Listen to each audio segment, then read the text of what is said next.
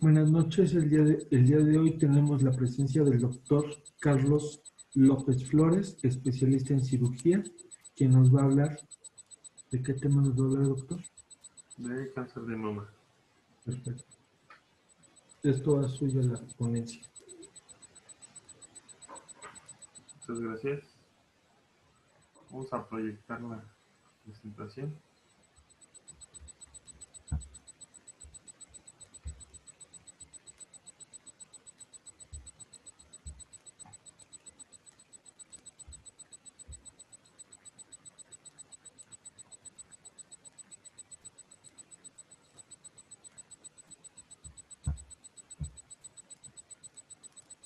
¿Se logra ver? Sí.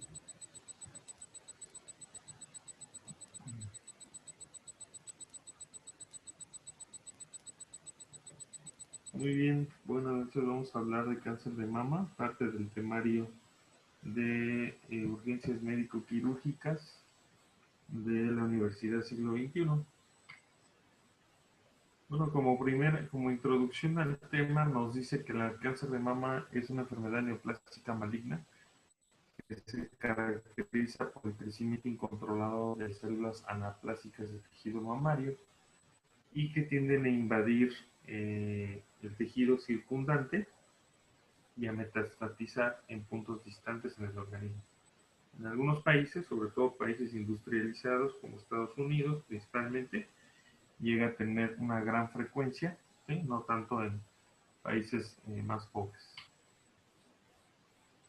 Vemos que esta enfermedad fue descrita inclusive desde Galeno, en el cual nos mencionaba que el cáncer de mama se parecía al crecimiento de un tumor como un cangrejo, en el cual el cangrejo tenía extremidades o patas, que para él eran las venas que representaban el crecimiento del tumor, y que muchas veces, aunque quitaran un segmento del mismo, no se lograba curar totalmente.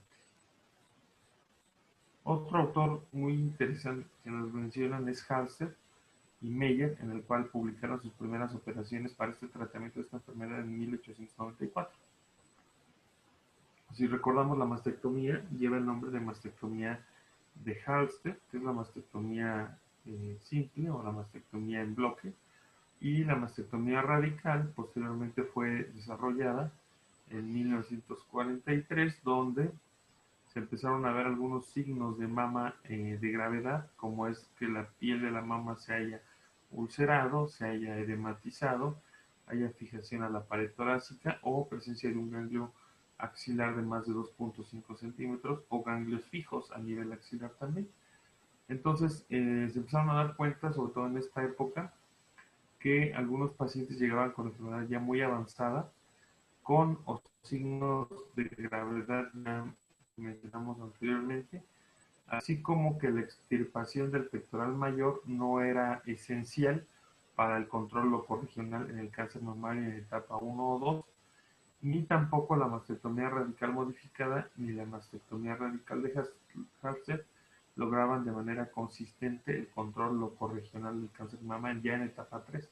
Posteriormente vino la radioterapia o el tratamiento adyuvante. Entonces, estas aportaciones fueron muy interesantes porque nos hicieron dividir el tratamiento desde esa época. En cuanto a la epidemiología, podemos ver que el cáncer de mama ya es una neoplasia maligna más frecuente en nuestro país, es el cáncer más frecuente en mujeres, ¿sí? Y se ha convertido en un problema de salud pública. Exige mucha educación y muchos esfuerzos, sobre todo de tipo económico, a nivel de la sociedad y de la comunidad médica. También nos dice que toda la población tiene que llevar a cabo no solo la capacitación y la educación de la detección de este problema, que se tiene que hacer en etapas tempranas, porque desgraciadamente la etapa en la cual llegan nuestros pacientes es en la etapa 3, que es la etapa ya con un pronóstico sombrío. ¿Sí? Continuamos. Nos dice, ¿verdad?, que está en primer lugar de las neoplasias en mujeres, ¿verdad?, a partir de los 14 años. Vemos también que fue desplazado, antes era el cáncer cervicouterino y actualmente ya es el cáncer de mama el más común. En países desarrollados como Estados Unidos, Canadá, Europa, pues la presentación va entre los 50 y 60 años, pero en México se presenta 10 años antes, es decir, a la edad de 40, desde los 40 años. Por esta razón es que el tamizaje o la pesquisa que se hace de forma radiológica se inicia desde los 40 años de edad. Entonces, nuestros pacientes, nuestra población llega en estadios muy avanzados, etapa 3. La mayoría de los estados que presentan más frecuencia es el norte del país y la Ciudad de México. Los de menos frecuencia son Chiapas, Oaxaca, ¿sí? Y la enfermedad es una enfermedad relacionada con el envejecimiento, con la vida reproductiva, que quiere decir la menarquia temprana y menopausia tardía, con rasgos genéticos, ¿sí? Y el estilo de vida como obesidad, consumo de alcohol, y desde luego que hay mutaciones que están presentes en este tipo de casos. ¿Qué factores de riesgo presenta esta enfermedad? Bueno, pues nos dice que no solo puede presentarse en hombres y mujeres también, sino sobre todo la presencia de la mutación de este gen, el BRCA2, y el desarrollo de cáncer, pues eso incrementa su riesgo hasta un 5 a un 10%. En los hombres, la variante BCRA1 posee un riesgo acumulado de 1 a 2%, y las enfermedades proliferativas atípicas de la mama son un precursor importante para el cáncer de mama, por lo que su vigilancia debe ser estrecha. Entonces, cuando hablamos de enfermedad proliferativa atípica, estamos hablando de una lesión premaligna que se puede transformar a una lesión maligna. El uso de reemplazos hormonales también, ¿verdad?, predispone al desarrollo de estas enfermedades. Vemos también que si no mantenemos un peso adecuado, no realizamos ejercicio, no hay consumo de frutas, verduras, se incrementa el consumo sobre todo de carnes frías, embutidos o ahumados. Todo esto incrementa el riesgo, así como la falta de autoexploración de la mama y el hecho de que a partir de los 40 años se tienen que realizar de forma rutinaria estudios de tamizaje, sobre todo mastografía. Inicialmente una autoexploración y posteriormente el estudio radiográfico que va a determinar si el paciente tiene alguna lesión sospechosa. El examen clínico y radiológico personalizado en pacientes con antecedentes familiares de cáncer de mama, y actualmente ya se utilizan algunos tratamientos como quimioprofilaxis en pacientes de alto riesgo, que es el tamoxifeno y el raloxifeno.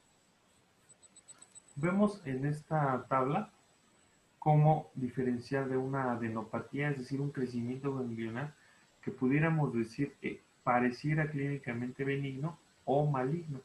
Entonces, básicamente, algunas de las diferencias es sobre todo el tamaño. Vemos que si sospechamos de un ganglio maligno, sobre todo son más de 2 centímetros, vemos cómo es en mayores de 40 años, ¿sí?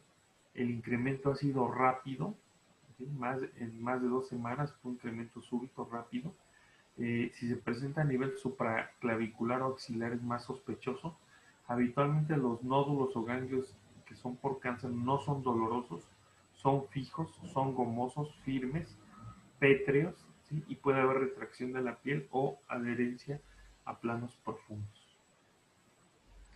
El diagnóstico, bueno, pues el diagnóstico de esta enfermedad incluye mucha tecnología actualmente de tipo radiológico. Estamos hablando que actualmente ya existe la mastografía o mamografía, el ultrasonido, la tomosíntesis, la resonancia magnética y la mastografía por emisión de positrones. Todo esto va a hacer que nosotros decidamos si la lesión amerita o no una biopsia, y que puede practicarse por varias técnicas e inclusive puede ayudarse mediante las técnicas radiológicas, como por ejemplo ultrasonido, estereotaxia o resonancia magnética.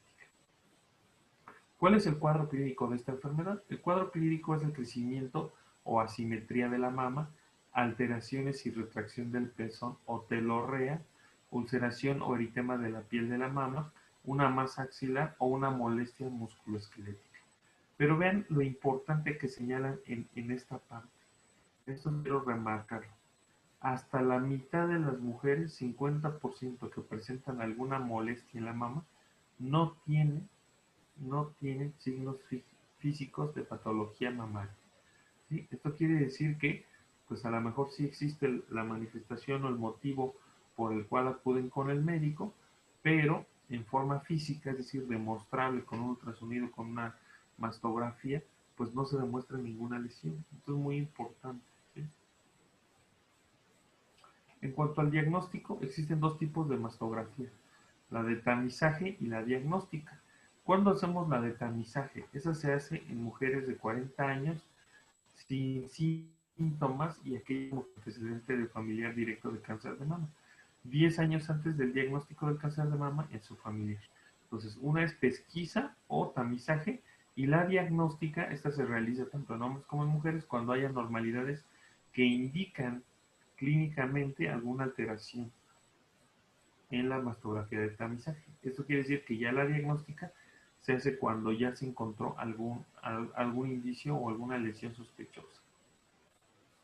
Vemos que las anormalidades en la mastografía se catalogan mediante esta clasificación o categoría llamada de BIRATS, en la cual nos estadifica 6 estadios y vemos como que a partir del estadio 3 hacia abajo, ¿sí?, ya nos está hablando de una lesión sospechosa. Quiere decir que si nosotros tenemos un BIRATS 0, 1, 2 o 3, probablemente el tratamiento sea solo seguimiento de alguna lesión, ¿sí? Y habitualmente, vean ustedes, la probabilidad de cáncer en porcentaje en el BIRATS 3 es menos de 2% o es 0%. Entonces realmente es muy bajo, ¿sí? Pero a partir del BIRATS 4, 5 y 6, la sospecha de cáncer empieza a incrementarse. Sobre todo el BIRATS 5, el BIRATS 4 ya es sospechoso, inclusive está indicado ya la biopsia, ¿sí? Y el BIRATS 6 prácticamente ya es una malignidad ya conocida. Entonces vean cómo esta escala BIRATS, muy conocida por el American College of Radiology, nos habla de la necesidad o de clasificar los hallazgos de la mastografía. El ultrasonido se realiza en una evaluación de anormalidades palpables, es decir, que tenga dolor persistente, secreción por el pezón, o en mujeres con alto riesgo de cáncer de mama que no toleran la resonancia o que tienen un tejido mamario denso. Como adjunto a la mastografía se solicita cuando haya anormalidades con objeto de caracterizar alteraciones en la resonancia como guía de procedimientos intervencionistas o en una mujer embarazada o menor de 30 años de edad con síntomas o hallazgos focales de la glándula. El cáncer de mama se utiliza como coadyuvante en la búsqueda de multifocalidad, multicentricidad o ganglios sospechosos, ¿sí? Entonces, vemos otra técnica que es la tomosíntesis. La tomosíntesis, que es una mastografía en tercera dimensión, que se emplea como adjunto de la mastografía digital estándar, es una modificación de la mastografía digital que utiliza una fuente de rayos X móvil y un detector digital, en la cual se obtienen imágenes con secciones de 1 milímetro de espesor de la mama, lo cual diferencia lesiones verdaderas de lesiones falsas sobrepuestas. Entonces vean cómo si queremos saber morfología, distribución, localización, delinear nódulos y visualizar las lesiones en más de una proyección, pues tenemos que recurrir a esta famosa tomosíntesis. La resonancia magnética se indica en la evaluación del tamaño del tumor, en detección de cánceres multifocales o multicéntricos y también para valorar la mama contralateral en tumores lobulares. El tamizaje de pacientes de alto riesgo y en la valoración de pacientes con implantes mamarios o pacientes con cáncer oculto metastásico en la axila. Llegamos a una parte muy importante que es el famoso BAF, la biopsia por aguja con aspiración fina. Esta se utiliza en lesiones palpables de la mama, es un método rápido, tiene una alta sensibilidad para la detección de cáncer y debe ser revisada por un patólogo experto. Esto se aplica también en ganglios axilares anormales que ya tengan cáncer y permite evaluar si hay metástasis de una manera eficaz y reduce sobre todo los costos, ¿sí? Entonces la BAF, ¿verdad?, o biopsia por aspiración con aguja fina, el reporte del patólogo nos puede dar estos estadios, ¿sí?, que puede ser benigno, que puede ser atípico intermedio, que puede ser sospechoso o que puede ser maligno o insatisfactorio, ¿de acuerdo? ¿Cómo se hace la BAF? Bueno, pues habitualmente tenemos que hacerla con una aguja. Hay agujas especiales, ahorita vamos a ver los tipos de biopsia, pero se hace con aguja 18 gauge a 25 gauge, ¿de acuerdo? Se pueden preferir 21 gauge de preferencia, pero eso es lo que se tiene que hacer. Vemos aquí un flujograma de una paciente que presenta una masa palpable en mama. Lo primero es hacer el examen clínico. En el examen clínico lo que tenemos que determinar es si es palpable o no es palpable la lesión. Si es palpable, tenemos que ver si la mujer es premenopáusica o menopáusica. Y el límite de edad son los 40 años. Si es de menos de 40 años, lo que tenemos que hacer es un ultrasonido forzosamente, por la que la densidad de la mama no permite observar el tejido. Si es de más de 40 años, tenemos que usar una mastografía y tal vez complementarla con un ultrasonido, ¿sí? Si se observa la lesión, tenemos que estadificarla y de acuerdo a la estadificación, posteriormente seguirla observando si es que no tiene datos de malignidad, ¿verdad? O pedir un estudio complementario como una VAF, ¿sí? Si se observa, si no se observa la lesión, se vuelve a hacer un seguimiento a los 2 o 3 meses. En cuanto a la lesión palpable, ¿sí? Si es que se logra determinar en el examen clínico, si tiene menos de 40 años, ¿verdad? Vamos a pedir un ultrasonido, ¿sí? Y de ahí vamos a hacer un VAF o una punción y vamos a esperar el resultado de citología, ¿de acuerdo? Si el resultado de citología es sospechoso, entonces tenemos que proceder a la biopsia excisional, ¿sí? En cuanto a si tenemos la lesión palpable en más de 40 años, pues tenemos que hacer la mastografía, ver si es una lesión sólida o quística, finalmente realizar la biopsia, ¿sí? La VAF, si nos sale si es benigna, solo seguimiento, pero si es sospechosa o probabilidad de cáncer, tenemos que hacer la terapia definitiva, esto quiere decir, pues probablemente estadificarlo y realizar una biopsia excisional o inclusive una mastectomía. La estereotexia ha demostrado ser un método eficaz y de muy buena concordancia para biopsias de microcalcificaciones cuando se compara con cirugía. El calibre de la aguja es de 11 gauge y se tiene que aspirar y colocar una grapa en cada procedimiento. Marca que cuando se detecta un hallazgo anormal en la resonancia, solo se visualiza por este método la indicación inicial, que es la búsqueda intencionada por ultrasonido, y si a pesar de lo anterior la lesión se reconoce aún solo mediante resonancia, se trata de una indicación para hacer una biopsia guiada por resonancia magnética. Si el hallazgo por imagen es muy sospechoso de malignidad, tomar nuevamente biopsia con aguja de más calibre para que sea más eficaz y en algunos se realiza ya la biopsia por excisión con marcaje. La respuesta al tratamiento se basa en este estudio en el cual se tomó en cuenta una sola medida que es el eje más largo de la tumoración y puede catalogarse como una respuesta completa, parcial o enfermedad estable. Entonces, este estudio RECIST lo que hace es que pone el tumor en su mayor longitud o en su mayor tamaño, en todos sus diámetros. El de mayor tamaño es el que tiene importancia pronóstica y clínica. Nos dice también que la OMS, ¿verdad?, inició la medida bidimensional y aunque esto tenía gran variabilidad, a partir del 2000 se publicó este estudio RECIST en el cual solo se utiliza la medida más grande del tumor, de modo inicial descrito para la tomografía y en la actualidad se emplea para todos los métodos diagnósticos. En el caso de múltiples lesiones se toman en cuenta las más grandes que se consideran las lesiones blanco. Los ganglios axilares con un diámetro menor de 15 son lesiones medibles.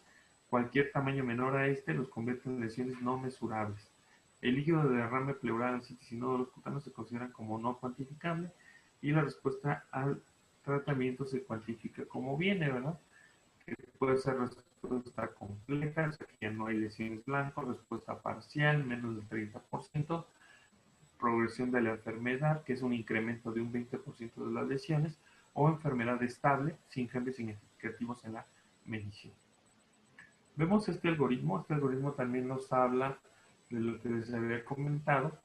En este se habla de las lesiones en mujeres premenopáusicas, ¿verdad? Y vemos cómo el ultrasonido juega un papel muy importante, ¿sí? Y de acuerdo al ultrasonido es el que nos va a clasificar la lesión, si es cística, si es sólida, ¿verdad?, o si es sospechosa de malignidad. De acuerdo a esos hallazgos, vamos a decidir si hacemos una biopsia, ¿verdad?, y verificamos la citología, y de acuerdo a eso, si observamos o hacemos una biopsia excisional. ¿De acuerdo?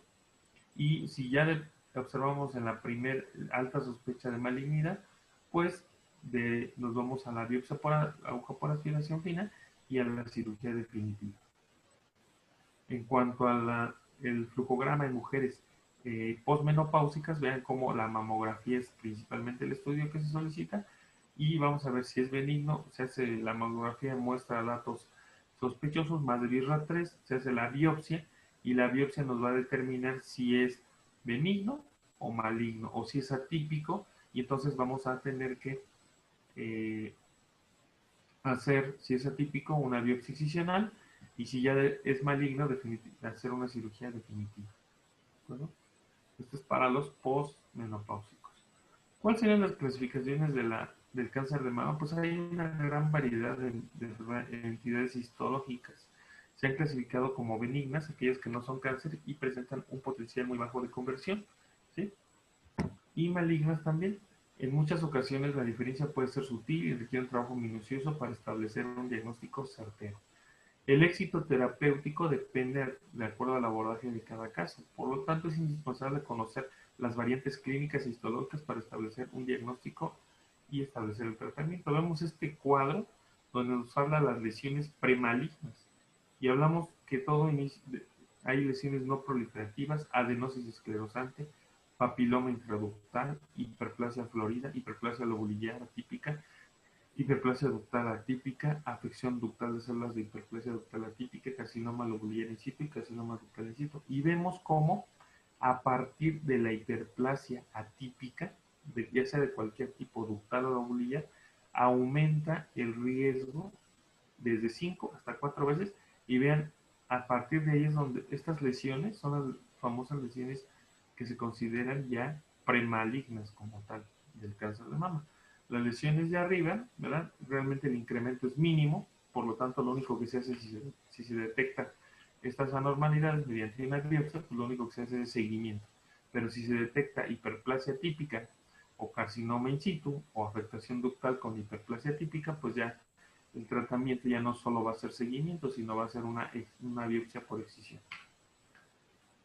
Volvemos a ver aquí en este cuadro cómo nos remarcan las lesiones proliferativas con atipia, ¿verdad? Y cómo estas lesiones son las que más riesgo tienen de volverse malignas, ¿de acuerdo? De hecho, aquí están las lesiones proliferativas sin atipia, tienen 2 veces más riesgo de cáncer. Las lesiones proliferativas con atipia tienen hasta 5 veces o 4 veces en el otro cuadro más veces de desarrollar cáncer. Muy bien.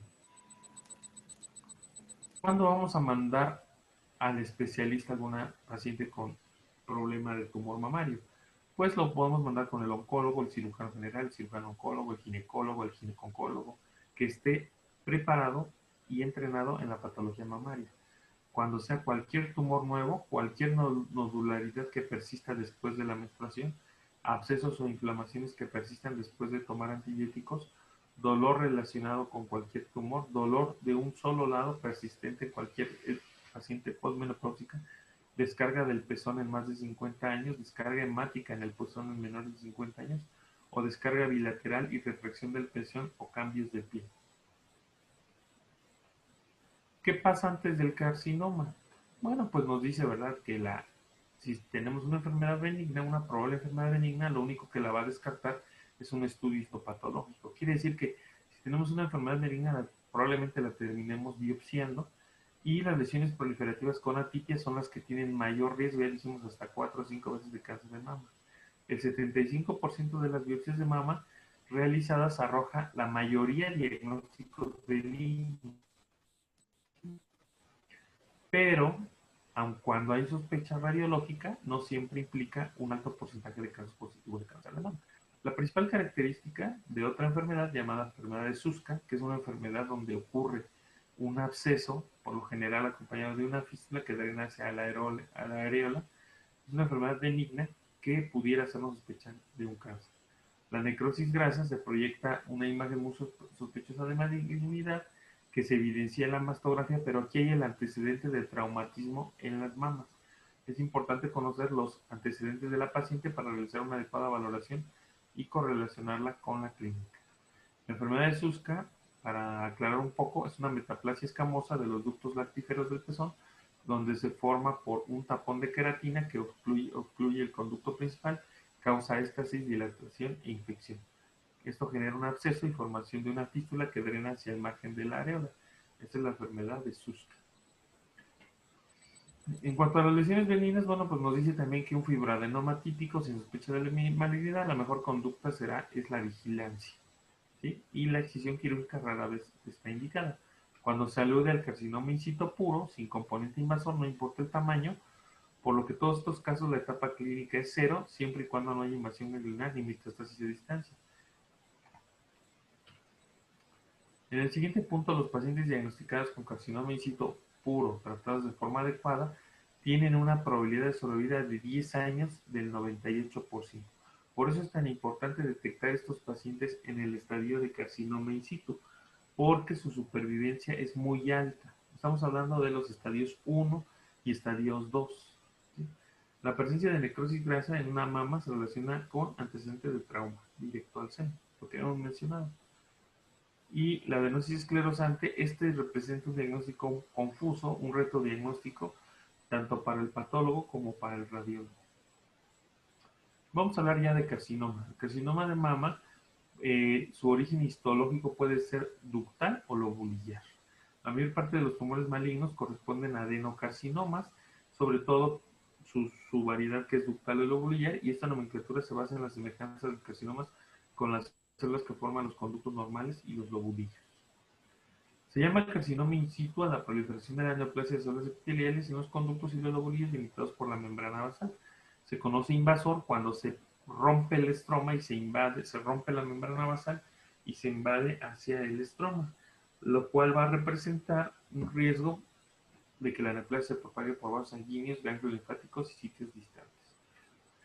El carcinoma in situ corresponde a lesiones neoplásicas ocasionadas en el ducto o en los lobulillos y que no ha invadido el estroma mamario. Cuando ya es in situ esta proliferación clonal maligna de células epiteliales limitadas a los conductos mamarios por su membrana basal. El lobulillar in situ es una lesión neoplástica casi siempre multicéntrica, es muy importante, y bilateral, que se distingue por una proliferación de las células epiteliales de origen lobulillar y que no ha traspasado la membrana basal del epitelio. Entonces vean cómo aquí ya hablamos de una característica entre el ductal y el lobulillar. El lobulillar es más multicéntrico y bilateral que el ductal. El ductal es más común, pero el lobulillar es más bilateral y más multicéntrico.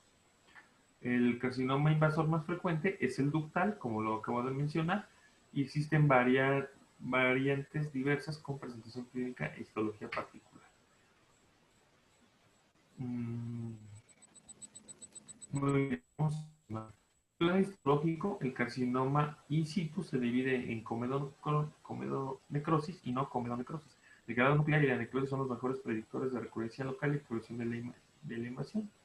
La enfermedad de Payet, esto es muy importante, la enfermedad de Payet es una variedad de cáncer de mama que se presenta, sobre todo desde tipo ductal, y se presenta como una erupción eritematosa de un solo lado del pezón, acompañado de prurito, y puede confundirse con un eczema, y se asocia con carcinoma in situ subyacente. Ahora vamos a hablar de enfermedad de Payet. El carcinoma lobulillar es una proliferación clonal de las células dentro de los conductos de los lobulillos que crece sin cohesión debido a una pérdida de la famosa E-cadenina. El carcinoma medular, que es una variedad rara, casi siempre tiene receptores positivos para estrógenos y progesterona, y así como HER2, los carcinomas mamarios positivos a los receptores de estrógenos y negativos a HER2 constituyen la mitad de los casos. Este es el subtipo más común de carcinoma mamario en los individuos que heredan mutaciones germinales BCR2.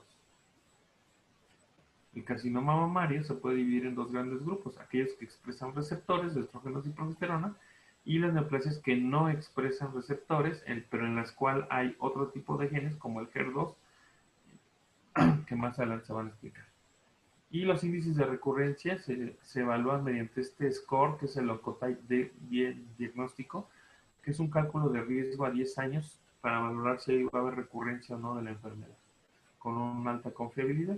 Hoy en día la decisión de administrar quimioterapia en pacientes con carcinoma se basa en parámetros clínicos, histológicos, y en los últimos años ha habido muchos estudios y muchas clasificaciones pronósticas, una de ellas el Oncotype y el MammaPrint, en el cual se ha desempeñado un papel cada vez más importante en la evaluación pronóstica y decisiones del tratamiento de cáncer de mama.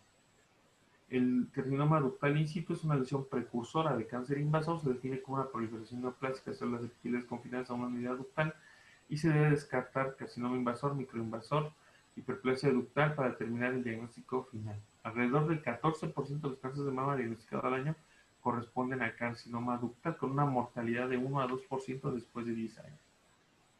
Nos dice que la clasificación puede ser compleja y se muestra en los cuadros anteriores, y los núcleos se definen por el tamaño, ¿sí? Sobre todo nos dice que hay tamaños, hay células sin núcleo, y los grados 2 nos habla de nucleolos infrecuentes, y el grado 3 corresponde a solo cromatina en algunos núcleos. 2 a 3% de los pacientes con el diagnóstico de esta enfermedad tienen metástasis a ganglios y se requiere una biopsia de ganglios centinela y un marcador hormonal.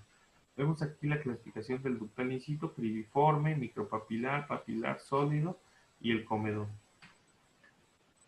Hay otra variedad que es el in situ microvascular, en el cual es menor a 1 milímetro y es muy común que sea multifocal. Su estudio indicado para descartar multifocalidad es la resonancia.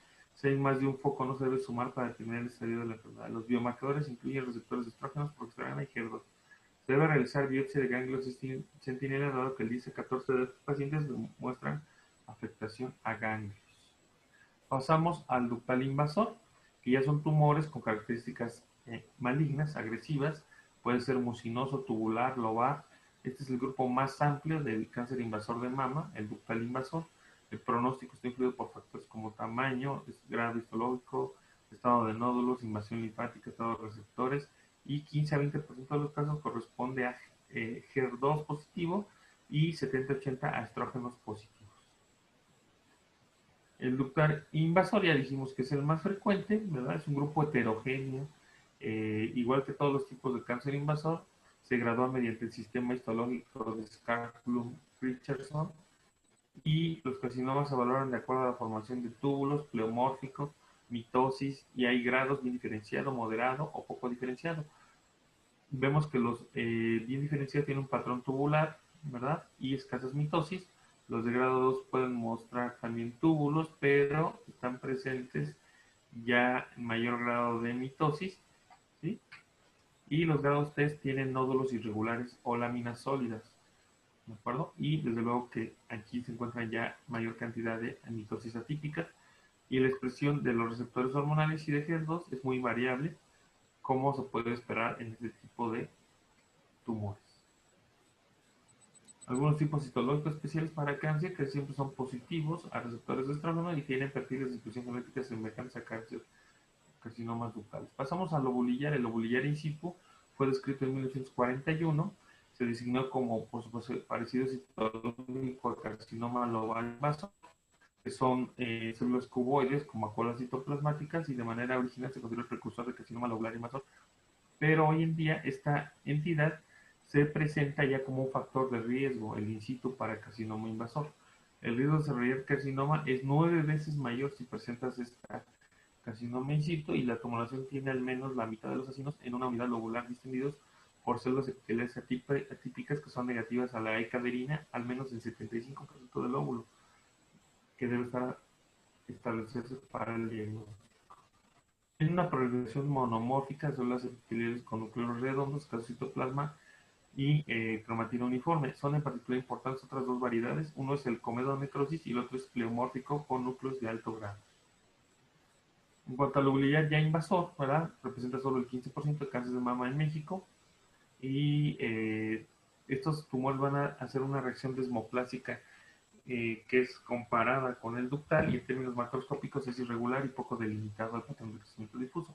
Existen además variantes: trabecular, alveolar, sólida y pleomórfica, y esta última es agresiva de alto grado nuclear, con mitosis elevada, diferenciación apócrina, y se relaciona con el carcinoma in situ en 45% de los casos, y el 80% es positivo a receptores de estrógenos. El tratamiento conservador ha demostrado ser apropiado para el carcinoma in situ. El lobulillar invasor, veamos una prevalencia de 5 a 15%, es el segundo más común. Este es más bilateral, ¿verdad? Lo que habíamos dicho, ¿sí? Y también la multicentricidad, La característica distintiva es la forma típica de presencia de células tumorales sin cohesión que forman las llamadas filas indias que crean debido a la pérdida de la E-cadherina secundaria de la alteración de este cromosoma, que es el 16, ¿sí? Y a menudo en carcinoma lobular hay células en anillo de sello que contienen gotitas de mucina intracitoplasmática que pueden resaltar por tinciones especiales para mucopolisacáridos. Hay variantes, la alveolar, trabecular, histiocytoide, pleomórfica y sólida, y de manera característica expresan estos receptores hormonales, y las metástasis son comunes a pulmón, hígado y cerebro, ¿sí? Pero son menos comunes que el ductal. La diseminación a peritoneo, leptomeningo, retroperitoneo y aparato digestivo es muy frecuente. Vemos ahí un cuadro, es un cuadro muy interesante donde nos habla la diferencia entre el ductal y el lobulillar. Entonces, aquí hay que resaltar sobre todo el porcentaje, es más frecuente el ductal. También se tiene que resaltar la bilateralidad, que es más frecuente en el lobulillar, la multicentricidad, que es más frecuente en el lobulillar, y la presencia de metástasis es más comúnmente en el ductal, ¿sí? Y recordar cuál es más comúnmente bilateral, ¿de acuerdo? Entonces, básicamente son algunas de las diferencias y vemos cómo en más jóvenes es más frecuente el lobulillar y el ductal es a partir de los 54 años de edad. Vemos aquí la clasificación y la frecuencia de enfermedad maligna, enfermedad de Payet, carcinoma ductal invasivo, que es el más frecuente, 80%, y el resto de carcinomas medular, mucinoso, papilar, tubular, lobulillar invasivo, y los menos frecuentes. La enfermedad de Payet, descrita en 1874, es una erupción eczematosa, en la cual puede ser sutil, pero también es posible que progrese una lesión exudativa ulcerada. Se relaciona con carcinoma ductal in situ y se tiene que hacer una biopsia para descartar malignidad. Su alteración patognomónica son células vacuoladas grandes, pálidas, ¿sí? Y el tratamiento incluye tumorectomía o mastectomía según la extensión o compromiso del complejo areola-pezón y la presencia de carcinoma ductal inciso o carcinoma invasor. No voy a hablar mucho en esto, ya queda poco tiempo. Otras variedades que son carcinoma tubular y carcinoma medular, que es una entidad muy rara, menos del 1%, en mujeres jóvenes con un patrón sincitial con linfocitos células plasmáticas, ¿sí? Y negativos a hormonal. Carcinoma micropapilar, también muy raro, ¿sí? Menos del 2%. Carcinoma invasor cribiforme, que tiene forma de las famosas apariencias de criba, ¿sí? También muy raro. Y otro que sí voy a mencionar es el tumor filoide. El tumor filoide es un tumor de crecimiento rápido, es agresivo localmente, pero habitualmente no tiene invasión hacia las fases profundas del pectoral, y este tumor se tiene que crece bastante, se han descrito tumores hasta de más de 20 centímetros, se tiene que hacer una mastectomía, ¿verdad? En la cual tratando de limitar su potencial maligno, y se considera como un tumor de bajo grado con poca capacidad para invadir el plano profundo, rara vez metastatiza, y el tratamiento siempre es exéresis quirúrgica con márgenes ampliados para evitar recidivas, ¿sí? Vemos esta clasificación, nos habla de la clasificación molecular del cáncer de mama. Entonces no voy a andar mucho en esto, pero vean ustedes, aquí se ven todos los receptores presentes para el tipo de cáncer que están aquí descritos, ¿sí? Estamos hablando de receptores de estrógenos, receptores de progestágenos y receptores de HER2. Entonces no voy a andar mucho en eso, pero es una clasificación ya molecular, ¿sí? El TNM, que es el que más utilizamos nosotros y más se usa en el mundo, ustedes lo saben, valora tanto tumor, nódulo y metástasis, ¿sí? Pues no voy a andar mucho en eso. De acuerdo a eso se catalogan los estadios, ¿sí? Y estamos hablando que la mayoría de los pacientes nos llegan al estadio 3. Es diferente el tratamiento para el estadio 1 y para el estadio 2, ¿verdad? Y a partir del 3 el tratamiento es ya un tratamiento radical. En cuanto a los diagnósticos diferenciales, vean, todo esto tenemos que hacer el diagnóstico diferencial, inclusive con problemas de tipo infeccioso también, o problemas en la piel que nos hagan sospechar también un cáncer de mama, ¿sí? Estos son los tipos de biopsia, ¿verdad? Con aspiración con aguja fina, con aguja gruesa, asistida con vacío, abierta, por excisión, incisión o marcaje previo, ¿sí? Por ultrasonido, guiada, estereotáxica. Los estudios de diagnóstico que vamos a solicitar de acuerdo al cáncer de mama aquí están, ¿verdad? Para extensión, estos se llaman estudios de extensión a partir del estadio 3 y el tratamiento debe de ser siempre la biopsia con, de ahí nos vamos a determinar si requiere un tratamiento conservador o un tratamiento radical, ¿de acuerdo? Entonces, ya para terminar, porque ya no hay tiempo, nos dice que vamos a tomar la decisión si es conservadora o es radical, de acuerdo a los pronósticos, a los factores pronósticos, si son favorables o adversos. Y en el estadio 1 y 2, el tratamiento clínico en estas etapas, se tiene que evaluar si es conservador, sobre todo en la etapa 1, donde es una resección nada más del tumor y dejar un margen de tejido sano circundante. En cuanto al el tratamiento radical, es la mastectomía radical modificada para el estadio 2 y a partir del estadio 3 aplica, del estadio 3A y 3B, aplica el tratamiento neoadyuvante que puede ser radioterapia y una vez que el tumor presente respuesta, pues se puede valorar ya una mastectomía y posteriormente un seguimiento, ¿sí? Estos estadios 3A y 3B y a partir del estadio 4 que está marcado, pues únicamente es paliativo el tratamiento, ¿sí? Aquí está, de hecho, el 4, ¿sí? Del 13 al 4. Entonces, acordarse el tratamiento dividido en estadios. Agradezco su atención. ¿Puedes terminar, por favor, la grabación? Doctor Izquierdo.